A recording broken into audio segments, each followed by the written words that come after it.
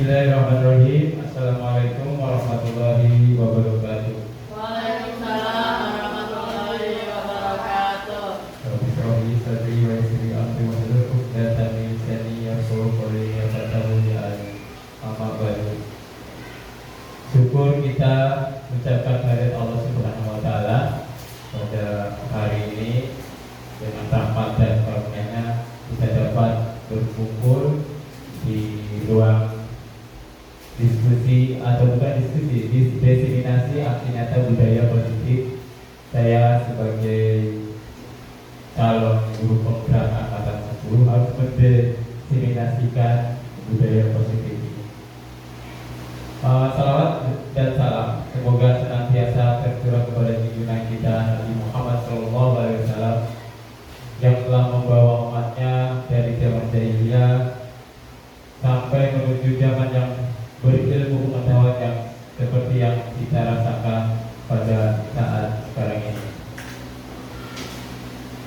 Yang terhormat Kepala Sekolah SD Negeri Negeri 03 yang telah mensupport diseminasi pada hari ini, Bapak dan Ibu guru hebat yang saya banggakan dan saya cintai dan bisa berkolaborasi dalam ruangan ini. Saya ditugaskan untuk melaksanakan diseminasi budaya positif di modul 1.4.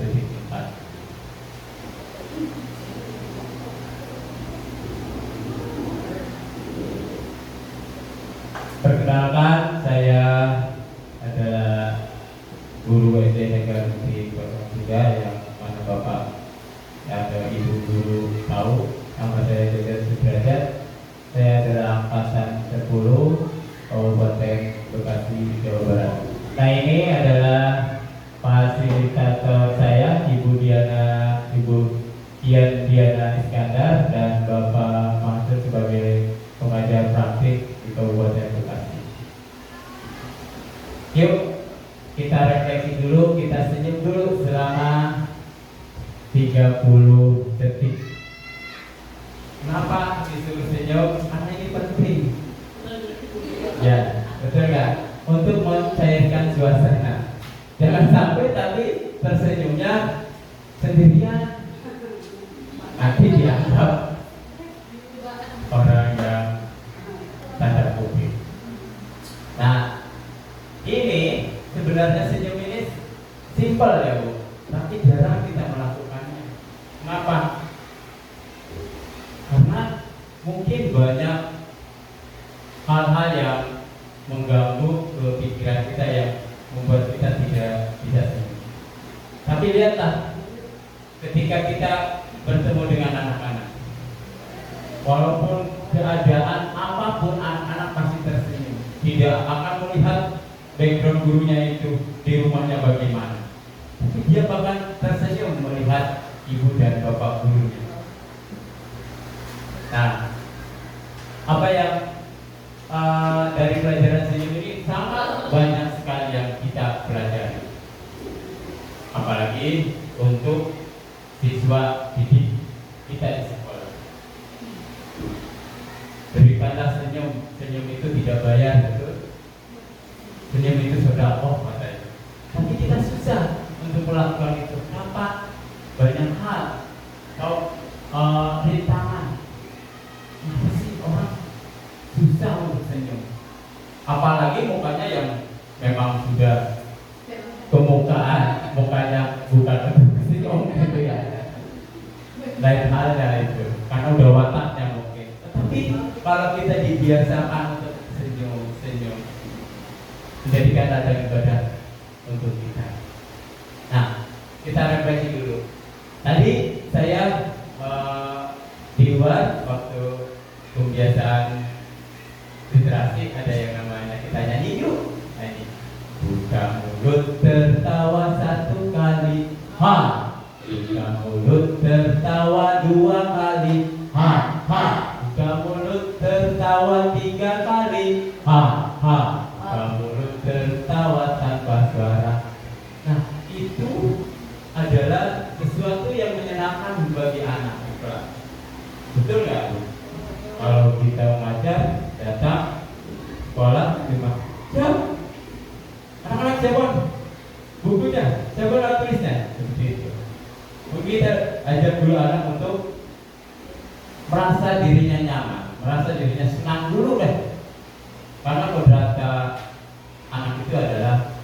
bermanfaat. Ya. Tujuan apa sih melakukan diseminasi di modul 1.4 ini? Tujuannya, tugas kita memang untuk melakukan aksi budaya positif di sekolah kita masing-masing atau di sekolah kita sendiri, di sekolah dari Mufti 03. Yang kedua, saya ingin berbagi praktik sedikit pada ibu-ibu karena bapak-bapaknya mungkin berhalangan hadir, ya Bu, kita undang ibu-ibu saja. Saya ucapkan terima kasih buat ibu-ibu yang menyempatkan hadir dalam forum diseminasi yang saya bawakan pada hari ini. Nah, karena apabila ilmu kita simpan sendiri tentunya tidak akan bermanfaat. Alangkah baiknya walaupun sedikit kita berbagi. Yang ketiga, melakukan kolaborasi. Salah satunya ini kita melakukan kolaborasi dengan ibu ya, melakukan diseminasi ini. Karena hanya satu atau dua orang melaksanakan budaya positif ini tidak akan berjalan. Tetapi kalau kita bersama-sama untuk menciptakan budaya positif ini, insya Allah akan terbentuk karakter siswa yang positif juga. Berdirinya saya di sini juga bukan saya merasa saya hebat, tetapi di sini saya sama-sama belajar dengan ibu-ibu. Karena saya baru mendapatkan ilmu ini di calon penggerak angkatan 10 ini. Hanya saya berbagi sedikit ilmu kepada ibu-ibu yang hadir pada hari ini. Nah, yang pertama, tujuan pendidikan menurut Ki Hajar Dewantara itu apa sih? Nah, di sini Ki Hajar Dewantara menjelaskan bahwa tujuan pendidikan yaitu menuntun segala kodrat yang ada pada anak-anak agar mereka dapat mencapai keselamatan dan kebahagiaan yang setinggi-tingginya, baik sebagai manusia maupun sebagai anggota masyarakat. Oleh sebab itu, pendidikan itu hanya dapat menuntun tumbuh atau hidupnya kekuatan kodrat yang ada pada anak-anak agar dapat memperbaiki lakunya, bukan dasarnya, hidup dan tumbuhnya kekuatan kodrat anak. Jadi di sini ada kata menuntun. Kalau saya boleh tahu, apa sih menuntun itu, Bu? Menuntun. Nah, biasanya kan ada ibu itu sedang menuntun, mengarahkan, apalagi membimbing. Ya. Jadi dalam hal ini membimbing, mengarahkan, membawa sebagian guru, kita hanya menuntun tumbuhnya kodrat yang ada pada anak, bukan dasarnya, tetapi menuntun laku. Karena sesungguhnya anak-anak itu sudah punya dasar masing-masing, bakatnya masing-masing, sudah ada jalan hidupnya masing-masing. Hal-hal yang lebih penting lagi, mereka mempunyai impian yang besar yang akan dicapai oleh mereka. Misalkan dia ingin menjadi seorang dokter, ya, apa yang diharapkan dari cita-cita yang mereka inginkan? Justru yang kita harapkan adalah bukannya kesombongan.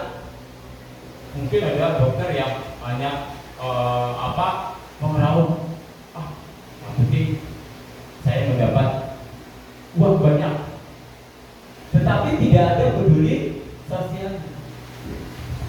Nah, di sini kita sebagai pendidik mencoba untuk bagaimana menjadikan dokter yang akan peduli ke sesamanya atau di masyarakat peduli, tidak sombong tentang dokter. Saya tidak mau dekat dengan orang miskin, seperti itu. Karena ada peribahasa bahwa sakit itu mahal, gitu ya Bu. Nah, peduli dengan sesama dengan jiwanya sosial yang kita harapkan dari seorang guru. Dalam menuntun laku dan pertumbuhan kodrat anak, Ki Hajar Dewantara di sini mengibaratkan peran pendidik seperti seorang petani atau tukang kebun. Anak-anak itu seperti biji tumbuhan yang disemai dan ditanam oleh petani atau tukang kebun di lahan yang telah disediakan.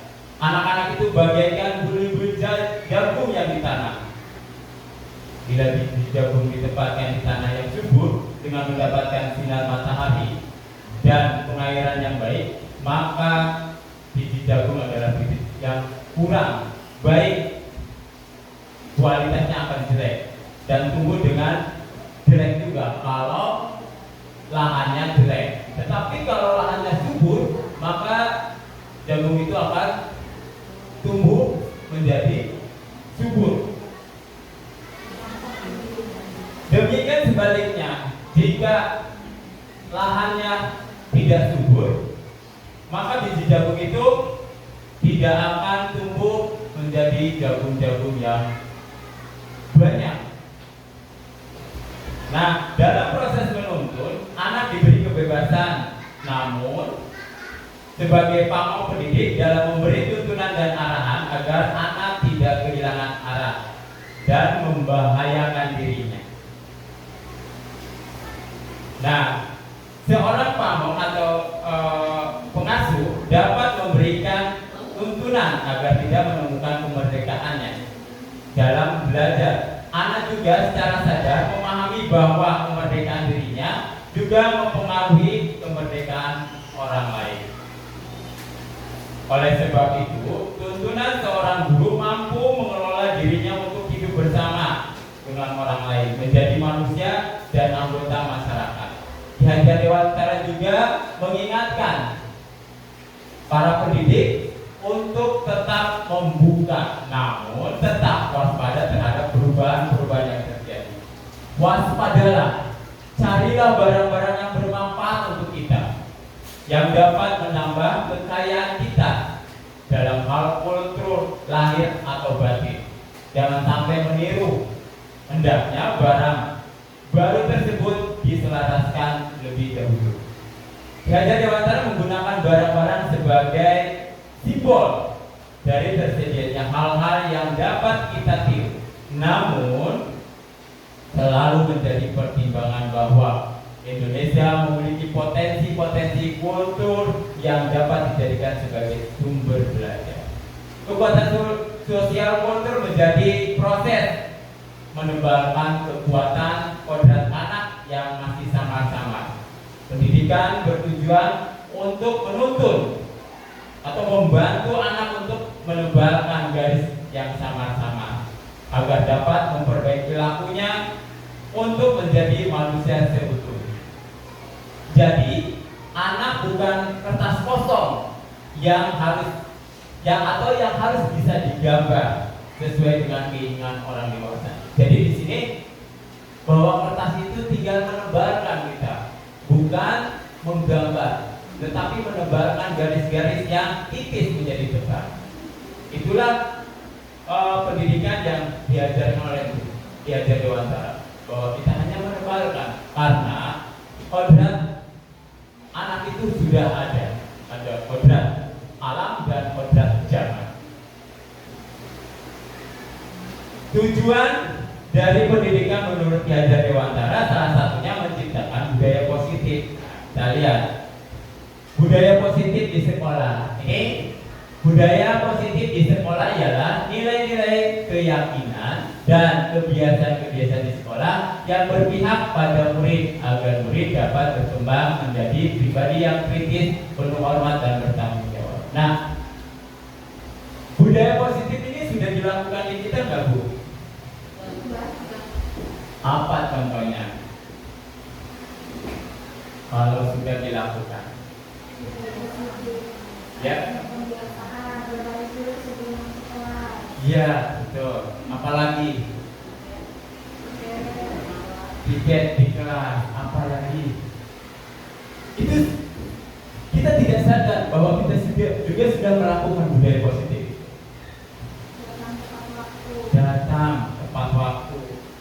ketika proses pembelajaran kita sebelum dan sesudah belajar kita baca dua hal yang positif. Atau Bu Nani ini, saya kan kebetulan anak saya sekolah di sini. Kebetulan anak saya sekolah di sini. Mungkin Mbak juga sekolah di sini anak saya. Saya merasa sebagai orang tua di rumah. Javier kalau hari Jumat dia akan ribut. Kenapa? Ayah, aku hari ini mau potong kuku. Aku hari ini mau gosok gigi. Aku hari ini harus bersih kupingnya, telinganya. Hidung aku harus bersih. Kenapa? Nah itu yang dilakukan oleh Bu Nani ketika hari Jumat, karena hari Jumat adalah kebersihan. Itu yang tertanam ke anak saya, yang saya rasakan di rumah seperti itu. Jadi ketika hari Jumat, bukan hanya hari Jumat, ketika dia melihat sudah kukunya panjang, dia akan ngomong ke ibunya, "Mama, kuku aku sudah panjang. Tolong Ma, digunting." Atau, "Ma, ini telinga aku kotor enggak?" Seperti itu. Mamanya sudah ribut. Apa sih dia nanti hari Jumat? Enggak, Ma. Harus sekarang. Kenapa? Dia tahu bahwa kalau kukunya panjang, maka kuman-kuman di sini akan dan masuk ke dalam tubuhnya. Jadi dia sudah tahu bahwa kebersihan kuku itu akan menjaga kesehatan. Bukan disuruh. Lain halnya kalau disuruh orang tua, dia gak bakalan mau. Tapi dia ada tumbuh kesadaran dirinya. Bagaimana dirinya tahu bahwa memotong kuku itu adalah sebagian dari kesehatan, gigi dan lain sebagainya. Itu yang saya rasakan ketika ada Bu Nani yang mengajarkan, ayo nanti hari ini ada pembiasaan membersihkan diri. Dia tidak tahu. Jadi bukan hanya hari Jumat saja, hari-hari lain juga kalau ketika dia kukunya panjang atau rambutnya, giginya sudah lama, gigi ini harus bersih. Gitu. Nah, yang kedua yang saya rasakan juga pembiasaan sholat duha. Anak saya nggak pernah saya suruh-suruh untuk sholat. Benar, tanya ke mamanya Mani atau mamanya Javier, tanya. Ketika dia mendengar azan, dia langsung ambil air wudhu. Dia sholat. Ya, udah azan. Malah dia mengingatkan saya, ayo ya, udah azan. Ini benar dia lakukan. Bukan saya ngomong karena ini diskriminasi ya. Tidak, benar-benar. Lihat, mungkin ketika dia di rumah, bukannya di rumah, tapi ketika di lingkungan keluarga saya, artinya ketika dia mungkin di tempat adiknya istri saya, dia tahu bahwa azan itu panggilan untuk sholat. Makanya neneknya suka ngomong gini, itu Javier udah mau kemana? Mau ambil air wudhu. Mau apa? Mau sholat zuhur. Jadi tahu dia bahwa hari waktu ini zuhur, maghrib, isya, asar. Tahu. Walaupun saya tidak memberitahu. Seperti itu. Itu Bu.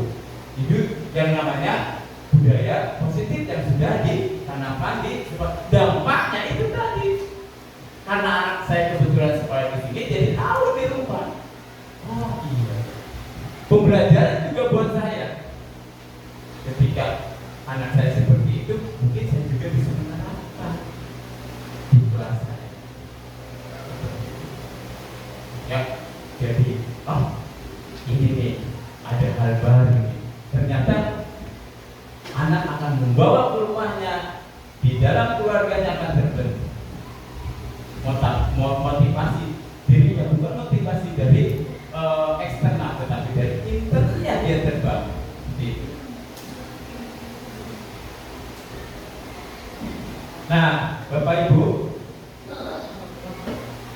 Kebiasaan yang tadi, yang flashback lagi tadi saya suruh apa tadi? Senyum. Nah, itu juga sama. Itu adalah budaya positif. Jadi sapa, salam, sopan dan sama. Ya, itu adalah budaya positif. Anak akan auranya lain. Kalau kita sudah senyum. Iya. Apalagi menyapa, dia pasti gembira kalau disapa. Hai. Dia akan hai Bu. Seperti itu. Betul ya Bu? Pernah nggak? Hai Zahra. Halo Bapak. Kayak gitu. Apalagi anak-anak kelas 2 ya Bu, kelas 1. Coba kelas 1, kelas 2 udah bener-bener kita menjaga itu karakter yang sudah terbentuk.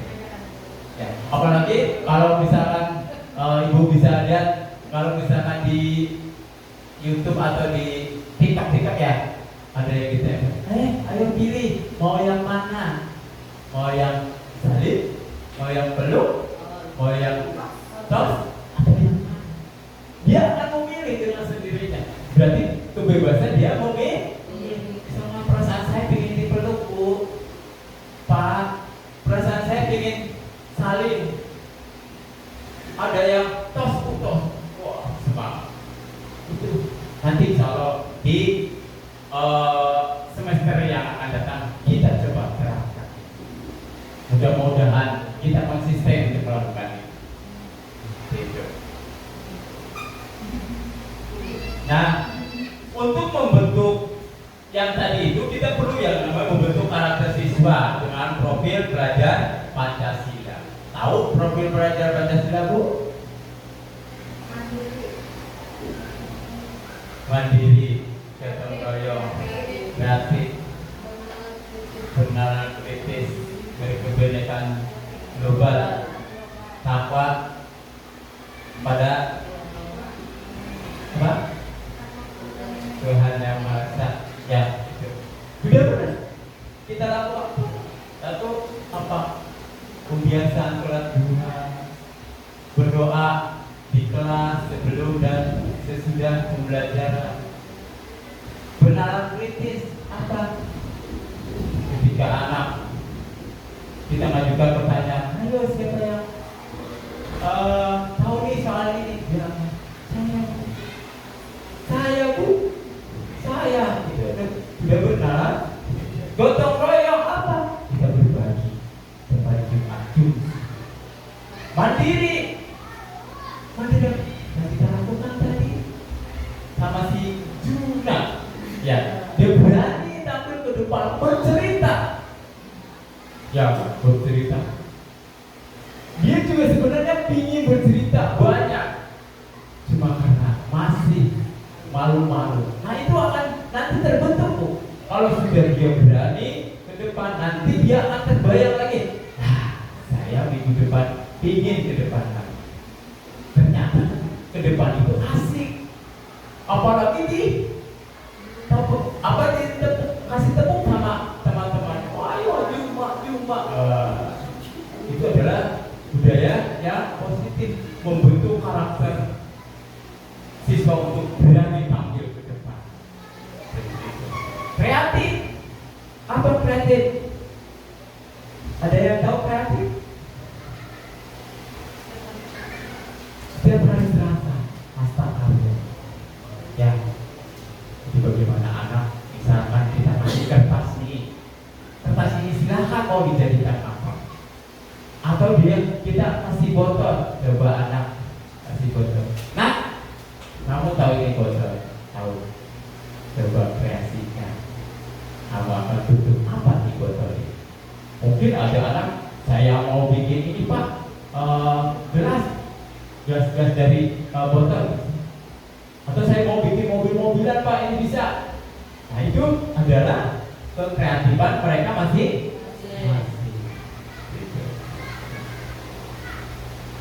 Nah, budaya positif tersebut dapat dijalankan dengan menerapkan konsep-konsep inti seperti yang kita akan pelajari ini Bu.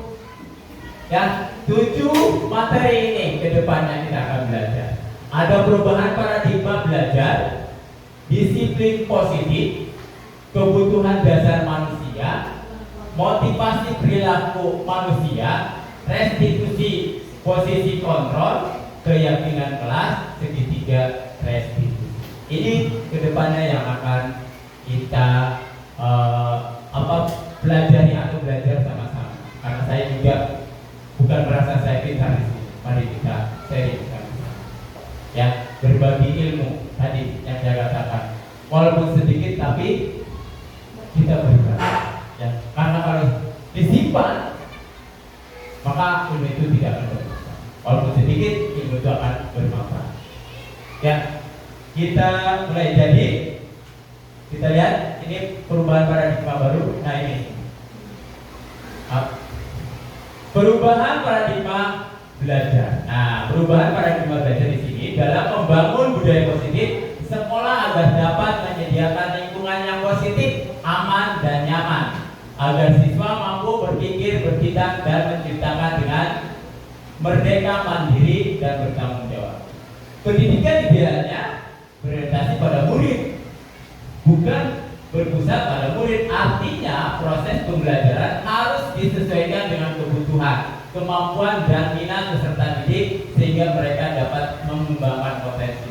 Nah ini juga baru saya pelajari nanti di modul 2.1. Tentang apa ini? Mungkin ibu-ibu sudah tahu di PMM ada tuh yang namanya pembelajaran diferensiasi. Sudah belum Bu?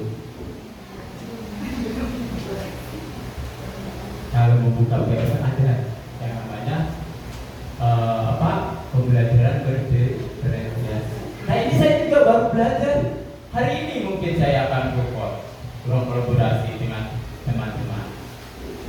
Nah, jadi pembelajaran harus disesuaikan dengan kebutuhan, kemampuan dan minat peserta didik sehingga mereka dapat mengembangkan potensinya. Ini yang disebut dengan diferensiasi, yang adanya pembelajaran bahwa apa sih kebutuhan anak. Ada anak yang pembelajarannya dengan video mungkin, dengan gambar, dengan kinestetik, dengan audio mungkin bersuara. Ada yang siswa itu nyanyi-nyanyi, ya, yang senang nyanyi-nyanyi, mari kita arahkan. Ada siswa yang senangnya menggambar, ayo diarahkan juga. Ada yang siswa yang kinestetik dengan gerakan, apa itu? Olahraga. Misalkan, ya, artinya yang dia hobinya badminton, voli, dan lain sebagainya dalam bidang olahraga. Apalagi kita ada yang namanya ekstrakurikuler karate. Nanti mungkin ditambah ada futsal. Seiring waktu kita selalu akan bertambah apa ekstrakurikuler yang dibutuhkan oleh sekolah kita. Kita berdoa aja, mudah-mudahan banyak pembimbing-pembimbing. Baru ada karate yang udah berjalan selama 6 atau 7 bulan kalau nggak salah. Ya. Nah, jadi ada 2 kemungkinan. Kita lihat. Nah ini ada sebuah permainan. Cobalah buka kepalan tanganku. Boleh? Saya ini ke depan 2 orang saja untuk mempraktekkan ini. Ada Bu Idri sama Bu Neng mungkin ke depan sebentar. Nah, permainannya berpasang-pasangan, tetapi saya contohkan hanya Bu Neng dan Bu Idri. Yang satu misalkan Bu Neng menggenggam tangan, ya, berarti Bu Neng sebagai A-nya, yang B adalah Bu Idri. Nah, tugas Bu Neng adalah mengepal bahwa kepalan Bu Neng itu ini sangat berharga. Mungkin itu bisa uang, mungkin itu bisa rahasia yang harus dijaga, ya, atau apa nilainya yang tidak ternilai oleh orang lain, tapi bagi Bu Neng sangat berharga. Nah, kalau misalkan ya mencoba berusaha untuk membuka genggaman. Tentunya dengan berbagai cara membuka kepalanya. Baik dengan membujuk, coba Bu Indri membujuk kepala supaya itu terbuka. Dengan bagaimana? Pertama dengan halus mungkin. Ayo dong Bu Neng, seperti itu mungkin. Bonen cantik. Nah, Yang baik. Boleh minta yang di kepala tidak? Nggak boleh. Ya bonen kan baik ya. Boleh lah lihat dikit. Jangan. Minta dikit aja. Enggak. Kenapa? Nggak boleh Bu, ini berharga buat saya. Bonen baik. Biasanya suka ngasih. Kenapa itu nggak boleh saya minta? Berharga Bu buat saya. itu adalah posisi membujuk. Sekarang Bu Indri marah-marah. Bu Neng, saya minta yang di kepala itu. Jangan Bu, nggak boleh. Ih, Bu Neng kok jahat sih sama saya? Nanti saya laporin ke kepala sekolah ya. Bu Neng nggak ngasih-ngasih ke saya itu. Nanti saya bilangin Bu Neng jahat. Udah, nggak boleh ditemenin sama guru yang lain. Atau Bu Indri menawarkan uang kepada Bu Neng untuk membuka kepalanya. Bu Neng, ya, itu apa? Ini berharga buat saya Bu. Saya minta dong. Nggak boleh Bu, saya punya uang banyak kemarin. Ada dari saya. Saya mau minta itu. Ini saya kemarin udah dapat MMMM. Ya, boleh nggak? TTTN juga banyak. Saya minta itu saya tukar sama teman saya. Enggak Bu, ini nggak bisa ditukar. Saya banyak uangnya. Nggak mau. Nanti Bu Neng bisa beli rumah, beli mobil. Wah, bisa ya. Bisa beli lagi nanti yang itu. Ya, kasih tepuk tangan buat Bu Indri sama Bu Neng. Terima kasih atas bantuannya untuk mempraktekkan permainan ini. Jadi, saya bacakan lagi tadi yang B berusaha mencoba. Apapun alasannya, baik itu tadi Bu Indri mengintimidasi, membujuk, atau memarahi, bahkan menawari uang. Uangnya MM-an, cetean juga ada. Seperti itu. Nah, pertanyaannya, apakah Bapak Ibu akan membuka atau tetap menutup? Tadi Bu Neng dengan kekuatannya, dengan kekuatan hatinya, dia tidak mau membuka kepala. Walaupun itu yang ditawarkan berbagai macam cara. Nah, mungkin ada yang membuka. Ada pasti yang membuka. Silakan. Adanya apa? Adanya eksternal. Mungkin tadi ada ancaman yang begitu tinggi ke Bu Neng, sehingga kepalanya itu akan terbuka. Nah, jadi apabila ia tetap menutup, berarti Bu Neng ini tetap pada teguh dan prinsip dirinya bahwa saya tidak akan melepaskan kepala tangan saya. Walaupun godaannya sangat menggoda, membujuk, menghati, ataupun menawarkan uang yang cukup baik. Nah, lain halnya sedangkan yang memilih membuka genggamannya, berarti dia membiarkan dirinya dikontrol oleh orang lain. Berarti bagus sebenarnya, tidak dikontrol. Dia bisa mengontrol diri. Saya tidak akan melepaskan genggaman tangan saya. Walaupun itu berbagai macam caranya, tetap saya akan melepaskan. Nah, kita lihat di sini. Jadi, nah ini akan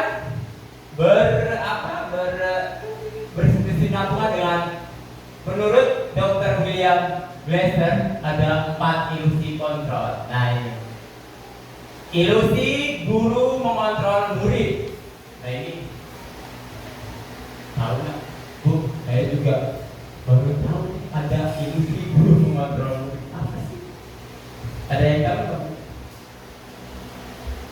Sebenarnya anak itu tidak mau, ya, tetapi kita dipaksa. Misalkan, ayo duduk yang rapi. Kalau di kelas kan biasanya, ayo duduk yang rapi. Apalagi, jangan ribut, tangannya dilipat, duduk yang manis, seperti itu ada unsur paksaan. Tapi kalau kita dengan silakan duduk anak-anak, sebelum kita belajar, mari kita tertibkan dulu posisi duduknya. Ya, jangan ada yang berbicara dulu. Nanti baru kita akan mulai dengan berdoa. Gitu. Nah,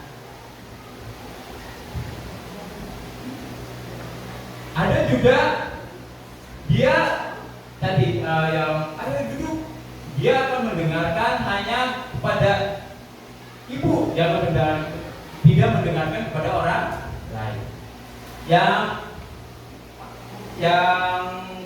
Ini adalah ilustrasi bahwa semua penguatan positif, efektif dan bermanfaat. Di sini kita selalu menguatkan anak-anak dengan, nah nanti belajar sungguh-sungguh ya, nanti kamu pasti jadi pintar. Belajar sungguh-sungguh, nanti kamu akan mengalahkan. Misalkan, Saskia, belajar yang sungguh-sungguh ya, nanti kamu bisa mengalahkan si Benny. Itu adalah penguatan positif pada anak, ya. Penguatan positif, efektif dan bermanfaat. Nah, selalu dilakukan kepada anak-anak itu adalah yang namanya penguatan positif. Nah, yang ketiga, ilusi bahwa kritik dan membuat orang merasa bersalah dapat menguatkan karakter. Nah, di sini seringkali saya juga lakukan kepada anak saya pribadi. Anak-anak didik, ampun orang tua kamu sudah capek-capek misalkan, ya ampun kamu sekolah ini yang bener nak, kasihan bapak sudah mencari uang banyak-banyak buat kamu, capek-capek bapak mencari uang, ya ngapain kamu tidak belajar? Bapak berusaha mencari uang itu untuk kamu. Seperti itu mungkin ya. Ini adalah ilusi bahwa kritik yang membuat orang merasa bersalah dan dapat menguatkan karakter. Yang keempat, seringkali kita jumpai apabila anak ada yang berantem, kukuh pada pendiriannya. Kalau anak berantem langsung, ayo kita maaf, gitu. Dan selesai. Padahal pada diri si anak itu dia akan menggurui, saya belum terima. Cuma kita memaksakan, minta maaf pokoknya kamu. Tidak ada solusinya. Kenapa dia harus minta maaf? Kenapa? Pasti bertanya di dalam hatinya, merasa bahwa saya sebenarnya belum bisa memaafkan karena belum ada solusi buat dirinya. Kenapa saya harus memaafkan dia? Seperti itu. Yang pertama adalah perubahan paradigma baru, yang kedua adalah disiplin positif. Nah, ini apa sih artinya disiplin tadi? Apa artinya disiplin? Mematuhi aturan.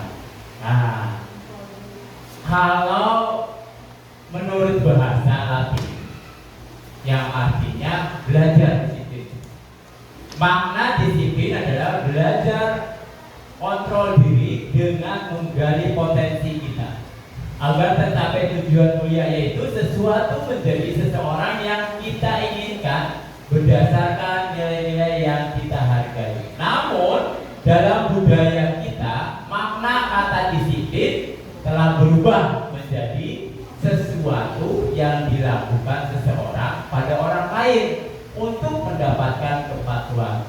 Kecenderungan umumnya adalah menghubungkan kata disiplin itu dengan ketidaknyamanan, bukan dengan apa yang kita hargai atau pencapaian suatu tujuan yang mulia. Contoh apa Bu?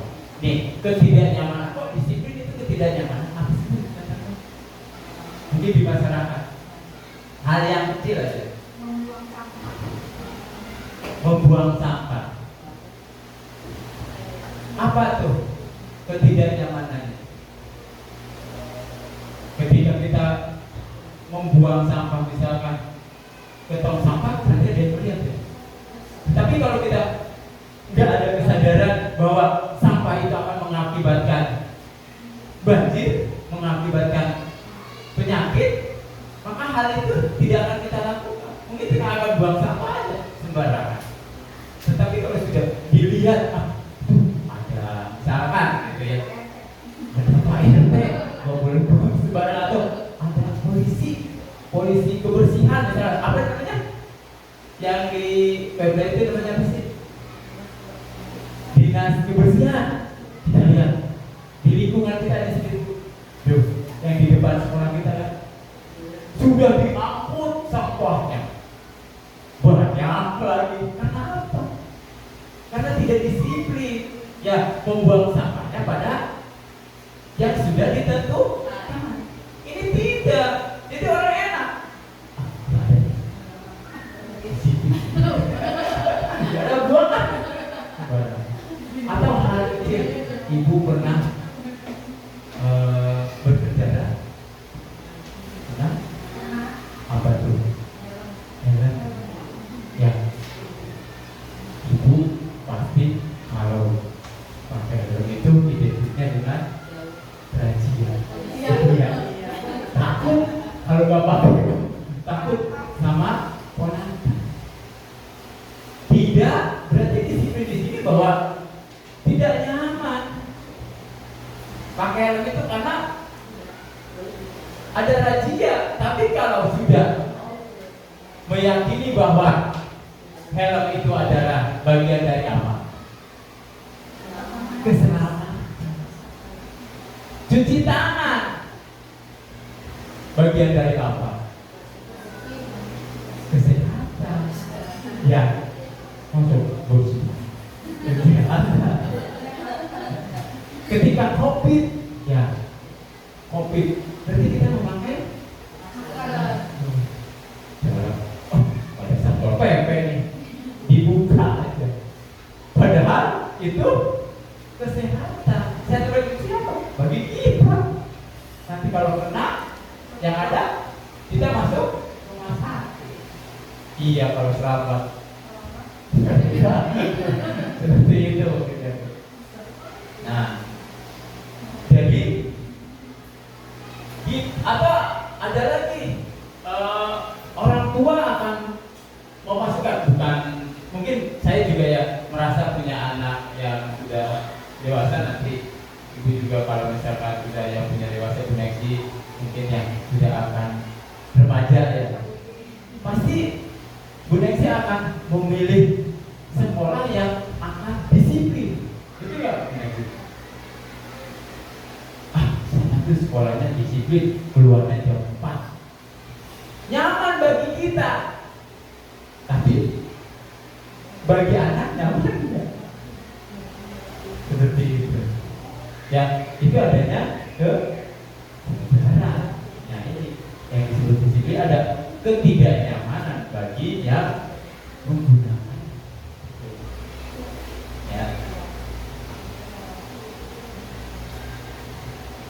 Nah, di sini disiplin positif sebenarnya itu kemampuan memerintah diri sendiri dalam mengontrol dan menguasai diri untuk memilih tindakan yang mengacu pada nilai-nilai kita hargai dengan penuh tanggung jawab tanpa perintah orang lain. Apa itu nilai-nilai yang kita hargai? Adalah nilai-nilai kebajikan. Nilai kebajikan ini di sini. Apa sih nilai kebajikan? Tadi profil belajar Pancasila. Tadi penuh dengan tanggung jawab apa? Saya memakai helm ini demi keselamatan. Bukan karena ada razia, bukan karena ada polisi, tetapi keselamatan diri kita. Itu yang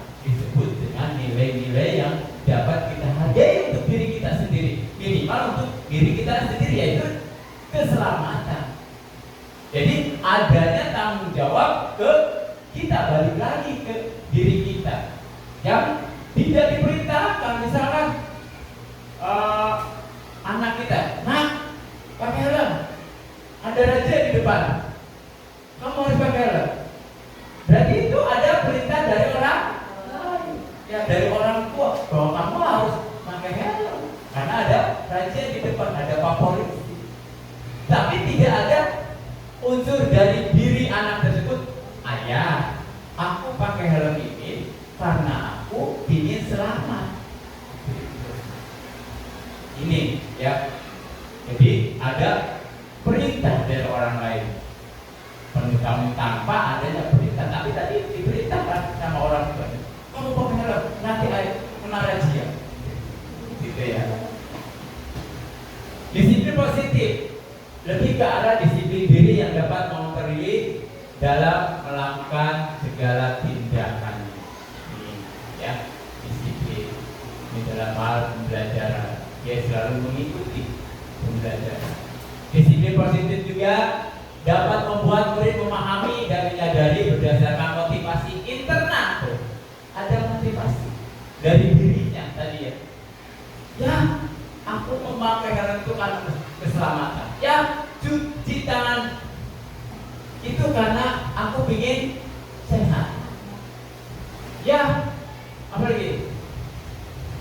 Gosok gigi itu juga bukan hanya disuruh orang tua, tetapi ada kesadaran dari dirinya sendiri. Tadi dari yang pertama, yang ada pembelajaran di sekolah, diterapkan di sekolah, di rumah, yang menjadi suatu kebiasaan di rumah. Jadi dia tidak akan ingat Jumat harus ini enggak, justru dia akan melihat, buku saya sudah panjang, harus dipotong. Ini tadi kan sudah merasa kotor, dibersihkan. Hidung sudah mulai ini dibersihkan. Walaupun itu meminta bantuan ke orang tua, tapi ada unsur prinsip bahwa itu penting bagi dirinya. Begitu. Nah, di sini bukan karena paksaan. Tadi, cuci tangan kamu kotor, dipaksa sama gurunya. Karena dia walaupun dia merasa, apa saya harus cuci tangan, tapi dia nggak tahu kesadaran bahwa mencuci tangan itu adalah bagian dari kesehatan. Pujian atau mendapat pujian, aduh hebat kamu ya, mencuci tangannya bersih, itu pujian. Tetapi tidak ada unsur dari dirinya, internalnya. Kan ini apapun hukumannya ya, hukuman. Kalau Mbak cuci tangan, kamu bersihkan atau ngepel. Nah, ini yang dinamakan disiplin positif. Nah, ini nilai-nilai kebajikan universal yang tadi. Ada 6 karakter dalam profil pelajar Pancasila. Yang pertama, beriman bertakwa kepada Tuhan yang Maha Esa dan berakhlak mulia. Apa itu yang sudah dilakukan di kita? Kebiasaan sholat duha, apalagi berdoa sebelum dan sesudah belajar. Itu beriman bertakwa pada Tuhan yang Maha Esa. Apalagi satu yang suka dilakukan Bu Oya, nama Pak Oki, apa? Baca tulis Quran. Ini ya. Sekolah kita pada tahun ini siswanya artinya ada peningkatan. Kenapa Bu? Ada yang tahu nggak? Ternyata kalau sudah disurvei bahwa sekolah kita itu dianggap bagus. Dalam apa? Katanya sekolah di Medan Putih 03 ada pembiasaannya, ada karakternya, bangunannya bagus, halamannya luas. Begitu. Makanya banyak pada tahun ini, tahun ajaran sekarang ini banyak. Apa? tarikan orang tua untuk menyekolahkan di sekolah kita. Pembiasaan itu yang akan menarik para siswa bahwa anak abang, bahwa orang tua sudah menitipkan anaknya ke kita dengan sepenuh hatinya bahwa pendidikan di negara Bukti 03 itu bisa diandalkan. Itu tepuk tangan untuk kita semua supaya berusaha untuk meningkatkan potensi pendidikan, ya. Nah, mandiri apa? Mandiri. Ada yang tahu? Mandiri. Contohnya karakter yang mandiri.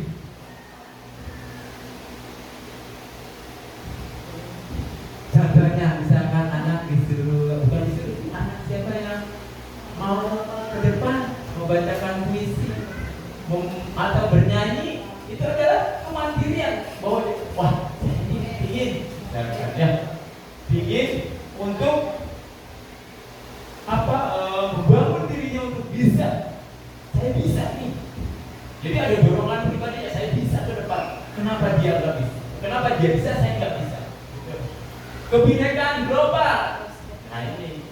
Jadi kultur yang ada di daerah kita itu diberdayakan. Apa contohnya? Mungkin pemakaian batik khas Bekasi, ya, kulturnya orang-orang Bekasi. Dikenalkan nih budaya Bekasi. Nih ada batik khas Bekasi itu apa? Yang ada gambar goloknya, ya. Golok kalau khas Bekasi kan, ya? Ya, golok, batik golok. Itu sudah diterapkan. Karena batik yang khas seperti ini akan membangun anak untuk, oh iya ini banyak beraneka ragam. Contohnya, murid kita ada nggak yang beragama lain? Ada. Ya, bagaimana kita berkebinekaannya? Bahwa hidup ini ada yang berbeda-beda, suku, bangsa, bahasa. Mungkin di sekolah kita sudah beragam. Ada dari Jawa, ada dari Sunda, suku-suku, ada dari Batak. Banyak. Karena lingkungan kita adalah lingkungan yang sudah modern, sudah berbaur. Ya, bukan lagi hanya misalkan di pedesaan mungkin hanya anak-anak itu saja. Karena kita daerah industri, daerah yang dari mana-mana akan mencari pekerjaan di kabupaten kita. Bergotong royong, tentunya apa, Bu? Yang sudah kita lakukan di sekolah. Jumat bersih yang di awal sudah kita tahu bahwa pembiasaan untuk Jumat berbagi, ya, gitu. Nah, kreatif. Nah, tadi yang saya ini, ya, bagaimana anak mengelola, misalkan nih, Bapak kasih kertas atau kasih botol, mau jadikan apa kamu? Silakan. Untuk kreatif kamu mau bikin apa? Kalau Bapak kasih botol, dia akan berusaha berpikir, wah, aku akan membuat ini dari botol. Istilahnya mendaur ulang, tetapi dengan kreatif mereka. Dulu kita pernah menganyam, Bu, menganyam dari kertas, membuat sebuah apa yang saya lakukan, ya, membuat kapal pinisi dari kertas koran. Jadi bukan tapi di pintar-pintar, disambung-sambung, ada bila kapal pinisi. Dan saya juga pernah dilombakan untuk pembuatan kapal pinisi di tingkat kecamatan. Nah, ini bernalar kritis berarti anak akan jika diberikan pertanyaan dia akan kritis, atau diberikan sesuatu hal yang kira-kira dia kurang mengerti, dia akan, Pak, majukan tanganmu, saya belum ini, saya tahu saya ini, dan sebagainya. Nah, ini ada yang ketiga, pembahasannya adalah kebutuhan dasar manusia. Ketika seorang murid melakukan suatu perbuatan yang bertentangan dengan nilai-nilai kebajikan sebenarnya dikarenakan mereka gagal dalam memenuhi kebutuhan dasar mereka. Apa itu kebutuhan dasar? Ya, satu, bertahan hidup. Yang kedua, kasih sayang dan rasa diterima. Tiga, penguasaan. Yang keempat, kebebasan. Dan yang kelima adalah kesenangan. Ya. Nah ini, bertahan hidup. Orang akan bertahan hidup. Apa salah satunya itu? Dia mungkin butuh yang namanya makanan. Ya, bertahan hidup butuh karena kesehatan. Gak enak kan kalau kita sakit. Manusia juga butuh akan tempat tinggal, pakaian, dan kenyamanan atau keamanan bagi diri. Kasih sayang dan dapat diterima, rasa diterima. Bagaimana seseorang atau orang ini dapat merasa diterima di teman-temannya, kerjasamanya bagaimana, kepeduliannya, berbagi. Apakah anak ini suka berbagi dalam hal arti positif berbaginya, jangan berbagi menyontek, hanya ini, tetapi berbagi dalam hal positif, menjadi bagian dari kelompok. Dia merasa bahwa saya ini bagian dari kelompok. Artinya misalkan Bu Fitri kelas 2, saya bagian, anak-anak pasti, oh saya mau kelas 2, Pak. Walaupun saya tarik dia ke kelas 2, dia nggak bakal mau, karena saya bagian kelompok dari kelas 2. Tarik sama saya, sini kamu, teman kamu di 2, nggak mau dia, karena dia merasa bahwa saya bukan bagian kelas 2, tetapi bagian kelas 2. Nah, yang kedua adalah penguasaan, harga diri, ingin diakui pemimpin. Si Ogo biasanya ya kalau di kita, si Ogo walaupun apapun mau bisa mau kerjakan. Dan saya Pak, betul nggak kuliah? Saya Pak, saya bisa. Walaupun pada pelaksanaannya dia tidak bisa, tetapi dia udah tahu, wah saya berkuasa. Saya ingin didengar, oh gitu pengen didengar. Berantem terus sama teman-temannya, ingin didengar sebenarnya sama Pak Mor.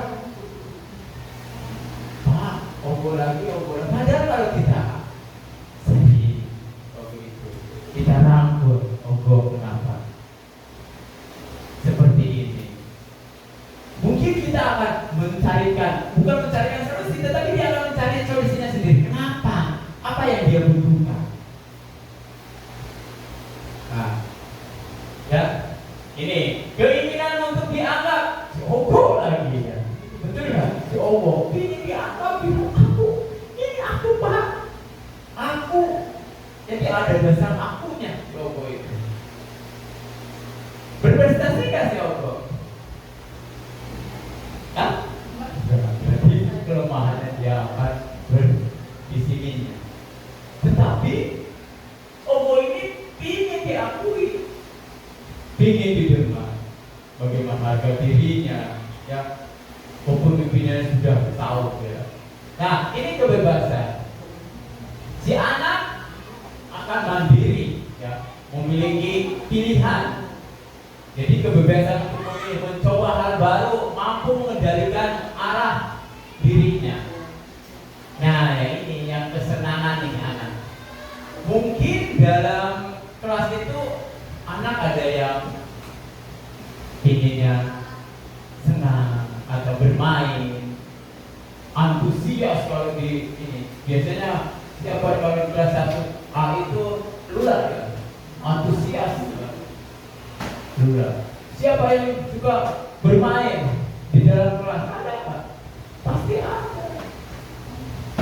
Kadang-kadang dari rumahnya dibawa mainan ke kelas. Karena dia pada dasarnya memang anak-anak kodratnya adalah bermain. Tertawa, awas. Jangan sampai tertawa aja tertawanya tidak ada temannya, ini berbahaya. Humoris, ya. Nah, kita studi kasus sekarang. Maaf ini saya mencatat Bu Naisin sama Sena ya. Kalau ini bukan. Karena saya pernah dengar bahwa Sena itu adalah anak kesayangannya Bu Nancy. Ya, mohon maaf kalau saya salah. Ya. Mohon maaf kalau saya salah. Nah, di sini Ibu Nancy guru wali kelas 4 sedang bingung menghadapi pula salah satu murid di kelasnya, Sena. Beberapa anak telah mengeluhkan Sena yang seringkali meminta bekal makan siang dengan paksa. Jika Anda menghadapi situasi seperti Ibu Nancy, apa yang Anda lakukan? Menurut Anda, kira-kira apa alasan Sena melakukan hal itu? Dikaitkan dengan yang tadi, apa? Penguasaan. Apa lagi? Kesenangan. Apa lagi? Bertahan hidup. Apa lagi?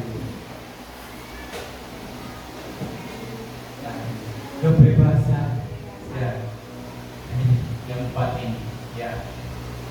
Nah, coba kita lihat. Kita ulas satu persatu. Nah, ini alasan yang pertama Sena. Karena ia lapar dan orang tuanya tidak membawa bekal makan siang, maka kebutuhan dasar yang sedang dipenuhi oleh Sena adalah bertahan hidup. Subhanallah. Karena saya tidak dibawakan makanan sama orang tua, makanya dia berebut makanan orang lain. Alasan yang kedua, karena dia merasa senang temannya jadi memperhatikan dia. Ketika temannya melaporkan tindakannya itu pada gurunya dan gurunya memberitahu orang tuanya, sehingga orang tuanya jadi memperhatikan dia. Makanya kebutuhan dasar yang sedang dipenuhi Sena adalah kebutuhan akan kasih sayang dan rasa diterima oleh orang tuanya. Jadi senang dia. Wah, alasan Sena merebut makanan karena mereka kebutuhan dasarnya dia merasa ingin dikasih sayang atau rasa diterima oleh orang tuanya. Alasan yang ketiga, karena temannya jadi takut dengan dia dan menuruti keinginannya, maka sebetulnya Sena sedang berusaha memenuhi kebutuhan dasarnya akan kekuasaan. Jadi takut, mungkin si Sena ini premannya di kelas, atau ditakuti sama bukan preman, ditakuti sama teman-temannya di kelas. Makanya dia dengan kokoh berani merebut makanan teman-temannya dan berusaha. Nah, ini adalah kebutuhan dasar kekuasaan dari Sena. Yang keempat nih, karena dia merasa bosan dengan bekal makanan yang dibawakan ibunya dari rumah. Karena ibunya selalu membawa bekal yang sama. Oleh karena itu, dia ingin mencoba makanan temannya yang beraneka ragam. Maka Sena sedang berusaha memenuhi kebutuhan akan kebebasan. Jadi merasa bosan dia. Makanya roti perlu dibawain sama orang tuanya. Atau makanannya uduk lagi, uduk lagi. Sedangkan temannya bervariasi makanan. Alasan yang kelima, karena Sena melakukannya iseng saja dan dia menikmati ekspresi wajah teman-temannya yang kesal karena makanannya, dan menurut Sena ekspresi teman-temannya itu lucu. Wah, saya kalau mengambil makanan dari teman saya, merasa ekspresi dari teman-teman itu lucu, kesannya itu jadi ke dia itu jadi merasa wah lucu katanya. Ya, di sini Sena sedang berusaha memenuhi kebutuhan dasarnya akan kesenangan. Jadi senang membuat orang menderita atau membuat orang merasa menderita seperti itu. Nah, yang keempat, adanya motivasi perilaku manusia. Ya, 3 motivasi perilaku manusia. Mohon maaf, ini perilaku, tapi ini perilaku ya. Nah, yang pertama, untuk menghindari ketidaknyamanan atau hukuman. Betul nggak ini? motivasi perilaku. Perilakunya misalkan contoh gini, Bu Oyat sama Bu dia misalkan ditugaskan oleh kepala sekolah untuk mengikuti pelatihan di suatu daerah. Nah, ini nyaman gak Bu Oyat? Mungkin ada ketidaknyamanannya. Mengikuti tapi ada ketidaknyamanan. Karena saya disuruh kalau misalkan saya tidak berangkat, berarti saya akan ditegur oleh kepala sekolah. Betul. Ini adanya ketidaknyamanan, adanya teguran, adanya hukuman mungkin bagi Bu Oyat. Adanya keterpaksaan. Nah, ini adalah adanya unsur dari eksternal, dari luar yang mengakibatkan bahwa saya harus berangkat, bukan ada motivasi dari diri kita. Nah, ini yang kedua, untuk mendapatkan imbalan atau penghargaan dari orang lain. Mungkin Bu Oyat akan pergi, ya, pergi pelatihan, tetapi dia akan berpikir, nah nanti pulang dari BTEK kan saya dapat uang transport. Nah, itu ada imbalannya, betul kan? Itu juga dari apa? Dari eksternal, dari luar ada dorongan bahwa saya nanti kalau dari pelatihan akan dapat imbalan uang transport. Di sisi lain dari adanya perintah dari atasan, dari kepala sekolah. Nah, yang ketiga, untuk menjadi orang yang mereka inginkan, menghargai diri sendiri dengan nilai-nilai yang mereka percaya. Nah, ini yang ketiga ini adalah unsurnya institusi. Internalnya yang dibangun oleh Bu Oyat. Saya mengikuti pelatihan bukan karena disuruh atasan, bukan karena imbalan adanya transfer, tetapi saya mau meningkatkan kompetensi saya sebagai guru. Ini, ya. Jadi saya mau meningkatkan kompetensi saya sebagai guru dengan mengikuti pelatihan. Nih, ini yang harus sebenarnya yang harus kita lakukan yang ini. Perilaku, motivasi perilaku yang nomor 3 ini. Adanya nilai-nilai yang membangun dari pribadi kita sendiri. Nah, ini hukuman, konsekuensi, restitusi. Ada identitas gagal, identitas sukses. Hukuman, sesuatu yang menyakitkan harus terjadi, betul nggak? Hukuman, sesuatu yang menyakitkan harus terjadi. Sedangkan konsekuensi, sesuatu harus terjadi. Konsekuensi, betul nggak? Misalkan ada aturan kelas, ya, dia datang terlambat, konsekuensinya apa? Kalau datang, mungkin udah ada kesepakatan dulu ya Bu ya, ada kesepakatan. Kalau kamu terlambat, konsekuensinya apa nak? Dan istirahatnya dikurangi. Itu konsekuensi. Restitusi merupakan pilihan anak. Ayo. Mau apa? Misalkan, yuk, masalahnya apa? Apa solusinya yang akan kamu cari, buat misalkan? Nah, itu tidak nyaman untuk murid, anak untuk jangka panjang kalau hukuman. Kalau konsekuensi tidak nyaman untuk murid dan jangka pendek. Sedangkan ini restitusi ini menguatkan, ya, anak dalam jangka waktu yang panjang. Dia akan menguatkan korban. Nah, di sini ya, kita lanjut. Berdasarkan bagian di atas berikut, tidak terencana bersifat satu arah, tidak berupa hukuman fisik, ya, ini ya, konsekuensi bisa bersifat terencana. Restitusi, proses kita komisi, nah ini ya, saya konsekuensi. Nah, kita lihat, mencatat 100 kali di dalam buku kalimat, saya tidak akan terlambat lagi karena terlambat ke sekolah. Ini konsekuensi atau hukuman Bu? Hah? mencatat. Konsekuensi. Lari mengelilingi lapangan basket 2 kali karena terlambat hadir di sekolah. Hukuman tadi berbentuk fisik ya, Bu, ingat. Membersihkan coretan yang dibuat di meja tulis. Konsekuensi. Ya, dia mencoret berarti konsekuensi harus membersihkan. Murid diminta untuk push up 15 kali karena tidak menggunakan sepatu hitam ke sekolah. Hukuman. Berdiri di depan kelas sambil mengangkat kaki satu. Tidak bisa menjawab pertanyaan. Apa itu? Hukuman. Membersihkan WC karena merusak pensil teman.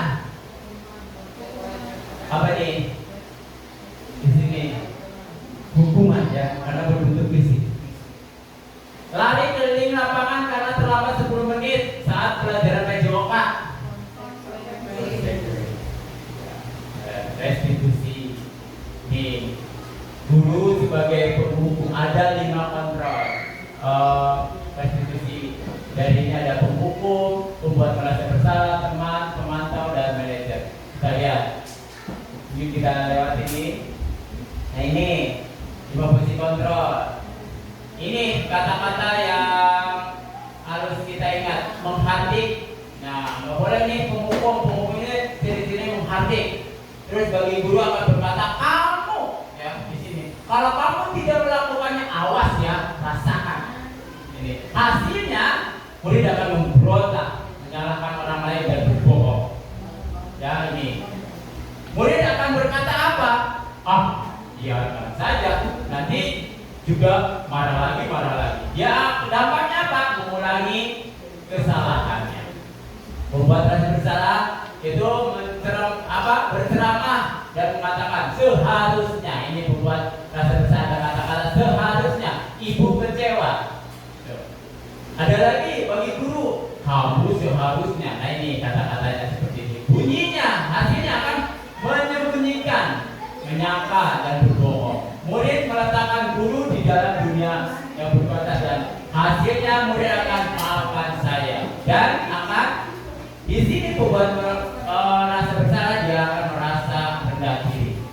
Teman sebagai teman membuat alasan untuk muridnya. Kalau guru, ayo lakukan kata-katanya nih, ayolah lakukan demi ibu. Nah ini ketergantungan hasilnya dan murid akan berkata, saya pikir bapak atau ibu teman saya ternyata begitu.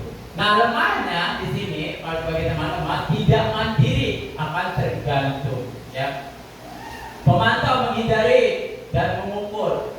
Nah ini dia akan menanya apa peraturannya. Guru akan berkata hasilnya menyesuaikan diri bila diawasi. Meletakkan guru peraturan dan hukum di dunia berkualitas. Nah ini dampaknya menitik beratkan pada sanksi atau hadiah untuk diri.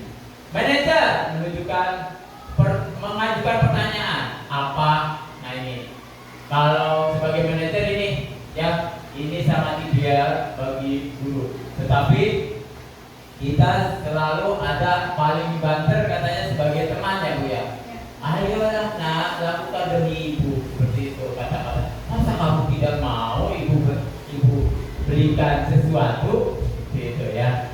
Ingat, ibu pernah bantu ya. Ini sebagai teman. Mungkin kita ada paling ini posisi di sini ya Bu ya.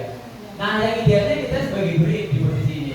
Murid meletakkan dirinya sebagai individu yang positif dalam dunia yang berkualitas. Bagaimana caranya saya bisa memperbaiki keadaan? Ini adalah jika murid akan berkata dan evaluasi dampaknya pada murid adalah mengevaluasi diri. Bagaimana cara memperbaiki dirinya? Nah, ini posisi kontrol. Ya, sebagai manajer di antaranya kelima posisi kontrol tersebut sebaiknya seorang guru menggunakan posisi sebagai manajer. Namun, lain halnya bahwa kita di posisi yang mana mungkin kita pernah menjadi posisi penghukum mungkin ya, atau posisi merasa bersalah ya. Yang banter kita adalah sebagai teman. Nah ini posisi manajer mengacu pada restitusi yang menjadikan murid manajer bagi dirinya. Nah, ini keyakinan Ini keyakinan kelas dibuat berdasarkan kesepakatan kelas, sedangkan peraturan biasanya dibuat oleh guru setiap satu arah. Guru berperan mewujudkan terbentuknya keyakinan sekolah atau kelas dengan adanya kesepakatan antar guru dan murid. Keyakinan sekolah atau kelas berupa pernyataan-pernyataan universal yang mengingatkan dan dipahami, yaitu. Nah, ini tujuan dari kesepakatan: menciptakan lingkungan belajar yang aman, saling menghormati dan kondusif, meningkatkan disiplin dan keteraturan kelas, meningkatkan fokus dan konsentrasi siswa, membangun rasa hormat dan tanggung jawab, meningkatkan komunikasi dan kerjasama, dan meningkatkan motivasi belajar. Ini langkah-langkahnya dan ini contoh kesepakatannya. Yang satu tadi datang tepat waktu. Ya, seragam harus, sekolah harus memakai seragam. Nah, ini yang kebersihan dan kerapihan, banyak hal. Ya.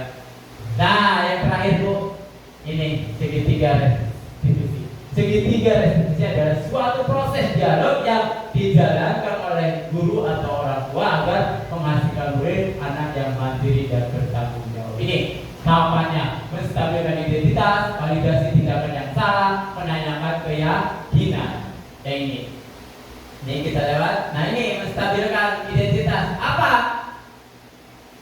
Berdasar prinsip bahwa membuat kesalahan adalah bagian dari proses pembelajaran yang nantinya akan menggeser identitas gagal ke arah identitas sukses. Menstabilkan identitas, berbuat salah itu hal yang manusiawi. Tidak ada manusia yang sempurna. Kita pasti bisa menyelesaikan permasalahan ini. Bapak dan Ibu tidak tertarik untuk mencari tahu siapa yang benar, siapa yang salah. Bapak dan Ibu lebih tertarik untuk menyelesaikan masalah. Kalau kamu menyalahkan dirimu sendiri terus-menerus, apa kamu bersikap baik pada dirimu sendiri? Itu pertanyaan. Validasi tindakan yang salah dilakukan berdasarkan prinsip setiap perilaku berupaya memenuhi suatu kebutuhan, sehingga guru dan orang tua bergeser dari pemikiran stimulus respon menjadi proaktif, serta akan lebih baik mengenali dan mengakui kebutuhan murid atau anak. Validasi tindakan yang salah, kamu pasti punya alasan mengapa melakukannya. Apa yang penting bagi kamu? Kamu boleh menatap, berusaha mengajak, tapi tambahkan sikap yang lain yang baru. Maukah kamu belajar cara lain untuk mendapatkan kamu butuh tanpa harus memukul? Ini menaik keyakinan, lakukan dengan memberi pertanyaan-pertanyaan bermakna pada murid, memunculkan motivasi dari dalam sehingga mampu mengaitkan keyakinan dengan tindakan yang salah. Refleksi sekarang. Boleh Bu, ada yang mau refleksi dari pembelajaran? Mungkin ada hal atau penyampaian saya yang kecepatan, atau ada yang mungkin refleksi kita hari ini tentang kegiatan diseminasi modul 1. Siapa? Mangga, ada yang mau refleksi? Satu orang juga nggak apa-apa untuk pembelajaran diseminasi. Mangga Bu Nani. Assalamualaikum warahmatullahi wabarakatuh. Waalaikumsalam warahmatullahi wabarakatuh. Terima kasih Pak Jagat atas informasinya ya, berbagi ilmu ya Pak. Terima kasih ya. Dengan adanya kegiatan ini, saya mau merefleksi sedikit ya Pak ya. Jadi dari kita bahas tentang 5 posisi kontrol. Dulu saya tahunya 5 posisi, bukan 5 tapi 3. Sampai dari guru sebagai penghubung, guru sebagai pembuat rasa bersalah, dan yang ketiga sebagai teman. Yang saya tahu hanya sebatas itu. Tapi dengan adanya penjelasan dari Pak Jajan, saya jadi tahu ternyata kita itu ada yang posisinya lebih tinggi itu sebagai manajer. Nah, insya Allah meminta bimbingannya daripada para seniornya, kita belajar bersama tentang bagaimana sih kita sebagai guru yang di posisi manajer gitu ya, agar siswanya